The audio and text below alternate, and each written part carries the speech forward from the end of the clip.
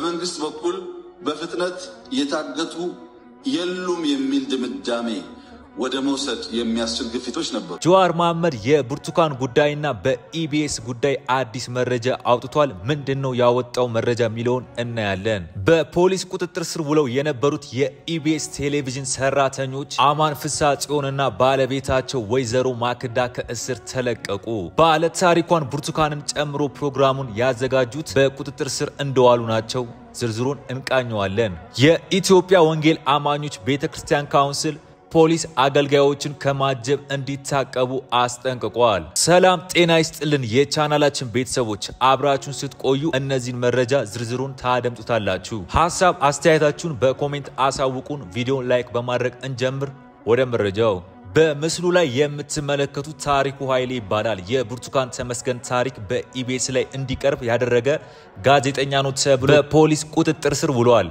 እርሷን ካለችበት አፈላልጎ በማምጣት ሙሉ ታሪኳን ያዘጋጀው እርሱ ሲሆን ኤዲተሮችና ካሜራማኖችም አሉ ተብሏል። ከታሪኩ በተጨማሪ የስቱዲዮ ማኔጀሩ አቶ ግርማ ተፈራና ለጊዜው ስሟን ማረጋገጥ ያልቻልነው ሴት ቪዲዮ ኤዲተር መታሰራቸውን የኢቢኤስ ጋዜጠኞች ገልጸውልናል። መቼም ከእሁድ ዕለት ምሽት ጀምሮ አየሩን የተቆጣጠረው የኢቢኤስ የብርቱካን ታሪክና የመንግስት ንዴት ነው የሚሉት ስማቸው እንዲገለጽ ያልፈለጉ የኢቢኤስ ጋዜጠኞች የብርቱካንን ታሪክ አየር ላይ ከዋለ በኋላ ያልጠበቀው ነገር በቤቱ ተከስቶበታል። ሕክምና ላይ ከርመው አገር ቤት የመጡት ባለቤቶቹም የሰላም አየር ሳይሆን የነገር አየር ተቀብሏቸዋል ሲሉ ገልጸዋል። ትናንት ማክሰኞ ምሽት ጀምሮ የፌደራል ፖሊስ የኢቢኤስን ቢሮ ተገኝቶ አስፈላጊ ናቸው ያላቸው መረጃዎችን ማስረጃዎችን ወስዷል የሚሉት ጋዜጠኞቹ በሁለት ፒካፕ መኪና የነበሩት ፖሊሶችን በኢቢኤስ ቢሮ ውጪ ሆነው ጠብቁ አድረዋል ብለዋል። ፖሊሶቹ ለምርመራ ሰርተው አስፈላጊ ናቸው ያሏቸውን 5 የጣቢያውን ሰራተኞች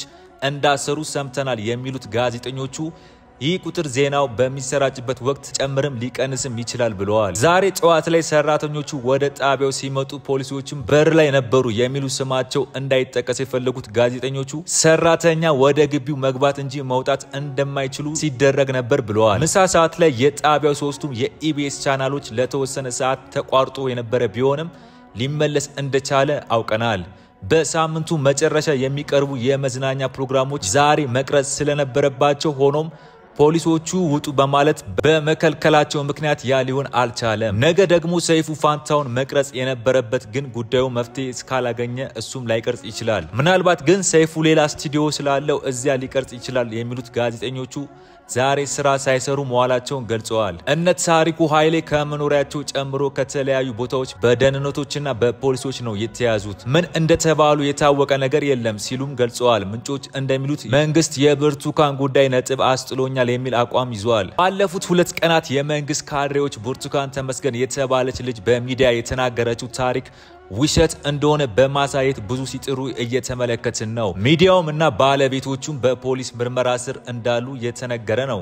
ለማንኛውም የብርቱካን ታሪክም ሆነ የደምቢዶሎ ተማሪዎች እገታ ጉዳይ ልጅቷም ሆነ ሚዲያውን በጸጥታ ኃይሎች በማወካከብ አስተማማኝ እልባት አያስገኝም። ይልቁንም ሚዲያዎቹና የሰብአዊ መብት ድርጅቶች በነጻነት ልጅቷንም ሆነ የሚዲያውን ሰዎች እያነጋገሩ ብሎም እልባት ያላገኘውን የደምቢዶሎ ተማሪዎች እገታ ጉዳይ እንዲመረምሩ ይፈቀድ ሲል ጀዋር መሐመድ በማህበራዊ ገጹ አስነብቦናል። ብልጽግና ቆርጦ ቅጠላ አልሰምርለት ብሎ ተቸግሯል። ብርቱካን ተመስገን የአዲስ አበባ ፌደራል ፖሊስ በእስር ላይ ሆና ፖሊስ ለፕሮፓጋንዳ የቪዲዮ ቀረጻ እያደረገላት ነው ከትናንት ጀምሮ። ኮሚሽነር ደንበላሽ ሁሉ በአካል ተገኝተው እየተከታተለ ነው ተብሏል። ሆኖም ብልጽግና እስካሁን የሚፈልገውን አላገኘምና ልጅቷን እያዋከቡ ነው። 3 ጊዜ ቀረጻ ተደርጎ ተሰርዟል። እነሱ የሚፈልጉት ሌላ እሷ የምትለው ሌላ ሆኖባቸው እስካሁን ለህዝቡ የሚያቀርቡት የፕሮፓጋንዳ ቪዲዮ አልደረሰላቸውም። እስካሁንም እንዲበይ እየተባለች ነው ሲል በላይ ማናየ በድረገጹም አስነብቦናል። ስንት ግፍ ሲፈጸምባትና ምድር በሰው ልጅ ደም ሲጥለቀለቅ ይህ ወንጀል የህዝባችንና የአካባቢያችን ስም ያጠለሻል ይቁም ብለው ያላወገዙ ሰዎች ዛሬ አንዲት ከሰቆቃ በታምር የተረፈች ምስኪን በደሏን ስለተናገረች ብቻ የህዝባችንን ስም ለማጠልሸት ነው ብለው ሲጮሁ ሰነበቱ።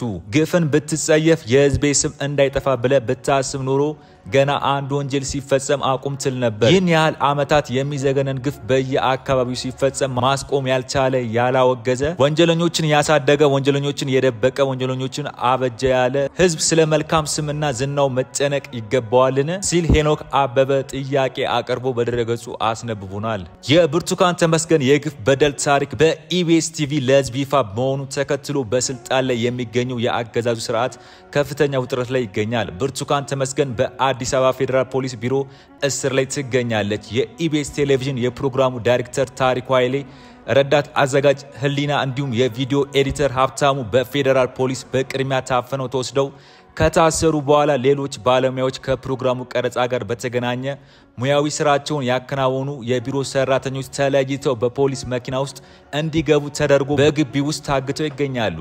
ይህ መረጃ ይፋ እስከሆነበት ሰዓት ድረስ ከጠዋቱ ጀምሮ ወደ ኢቢኤስ ቢሮና ቅጥር ግቢ ወደ ውስጥ መግባት የሚቻል ሲሆን መውጣት ግን ክልከላ ተደርጎ የነበረ ሲሆን ከምሳ ሰዓት በኋላ በግቢ ውስጥ የነበሩ ሰራተኞች በሙሉ እንዲወጡ ተደርጎ በፌደራል ፖሊስና በደህንነት የኢቢኤስ ቅጥር ግቢ በከፍተኛ ሁኔታ ከበባና ጥበቃ ውስጥ ነው ያለው። የኢቢኤስ አዘጋጅ ሉላ ገዙ ታስራለች ተብሎ የተሰራጨው መረጃ እስካሁን ሰዓት ድረስ ሐሰት ነው። ከዚሁ ጋር በተያያዘ ኢቢኤስ የብርቱካን ተመስገን ጉዳይ አስመልክቶ ሰጠ የተባለው መግለጫ በተቋሙ በተረጋገጠ የማህበራዊ ትስስር ገጽ እንዲሁም ሚዲያ በግልጽ የተሰጠው አንዳች መግለጫ እንደሌለ ለማወቅ ተችሏል ሲሉ ይድነቃቸው ከበደ በድረገጹ አስነብቦናል። የብርቱካን ተመስገን ቃለ ምልልስን ተከትሎ በፖሊስ ቁጥጥር ስር ውለው ከነበሩ የኢቢኤስ ቴሌቪዥን ሰራተኞች መካከል ባለቤቶቹ አማን ፍስሐ ጽዮንና ባለቤታቸው ወይዘሮ ማክዳ ዛሬ ከእስር መለቀቃቸውን የዘሃበሻ ፖሊስ ምንጮች ገለጹ። የጣቢያው ሰራተኞች አቶ አማንና ባለቤታቸው ማክዳ ለሕክምና ውጭ ሀገር ቆይተው እንደተመለሱ በፖሊስ እንደተያዙ መዘገባችን ይታወሳል።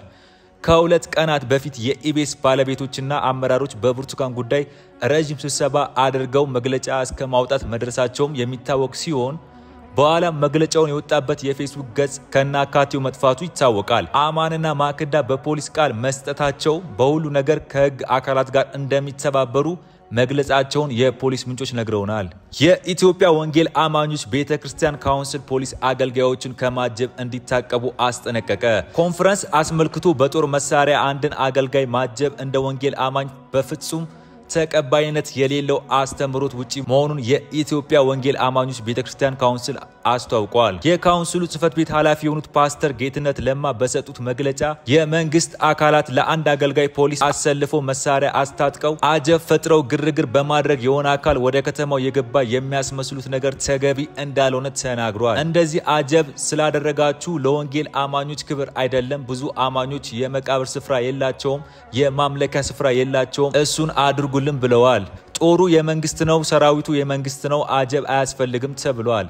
እንደዚህ በሚያደርጉ አገልጋዮች ላይ እርምጃ እንደሚወስድ ካውንስሉ አስጠንቅቋል። እጀባውም ትርጉም አልባ ነው፣ ከመጽሐፍ ቅዱስ ውጪ ነው። በጦር መሳሪያ መታጀብ ትርጉሙ ሌላ ነው። ፍርሃት ሲኖር ነው መታጀብ የሚመጣው። አገልጋዩ ከህዝብ የተበደረው ገንዘብ ሲኖር ችግር የሚፈጥርብኝ ህዝብ ይኖራል ብሎ ሲፈራ ነው በፖሊስ የሚታጀበው እንጂ ወንጌል ለመስበክ ከሆነ አጀብ አያስፈልገውም ብለዋል። በተደጋጋሚ እንደዚህ የሚያደርጉ አገልጋዮች በጽሁፍ በአካል የማስጠንቀቂያ ሰጥተናል፣ በቅርቡ እርምጃ ወስደን መግለጫ እንሰጣለን ብለዋል። በተጨማሪም ዘይት የሚሸጡ አገልጋዮች ከመንግስት ንግድ ፍቃድ አውጥተው ሱቅ ከፍተው ዘይታቸውን መሸጥ ይችላሉ እንጂ በካውንስሉ ፍቃድ ዘይት የሚቸበችቡ ከድርጊታቸው እንዲታቀቡ አስጠንቅቋል። በሲዳማ ክልል የፊቺ ጫምበላላ በዓልን አስመልክቶ የቶኪቾ ሙዚቃ በመላው ሲዳማ ክልል እንዳይከፈትና ከፍቶ የተገኘ እርምጃ እንዲወሰድበት የክልሉ ፕሬዝዳንት ትዕዛዝ መስጠቱን አርቲስት ዮሐንስ በቀለ ቶኪቾ ለኢትዮ ፎረም ተናግሯል። በዓሉን ተከትሎ ሐዋሳ ከተማ በማስተዋወቅ የተለያዩ ዘፈኖች የሰራው አርቲስት ማሚላ ሉቃስ ለዘንድሮ ጫምበላላ ኮንሰርት የሙዚቃ ስራውን እንዲያቀርብ ተጠይቆ ለሁለት ሙዚቃ 1 ሚሊዮን ብር መጠየቁን ፋስት መረጃ ተናግሯል። ድምፃዊ ማሚላ ሉቃስ ለጫምበላላ ኮንሰርት ለሁለት ዘፈን 1 ሚሊዮን ሲጠይቅ ድምፃዊው የጠየቀው የተጋነነ ገንዘብ ነው በማለት የኮንሰርቱ አዘጋጆች እንዳልተቀበሉት ተናግረዋል። የተወደዳችሁ የቻናላችን ቤተሰቦች ለዛሬ ያዝንላችሁ መረጃ እነዚህ ነበሩ። በሌላ መረጃ እስከምንገናኝ ቸር ቆየን።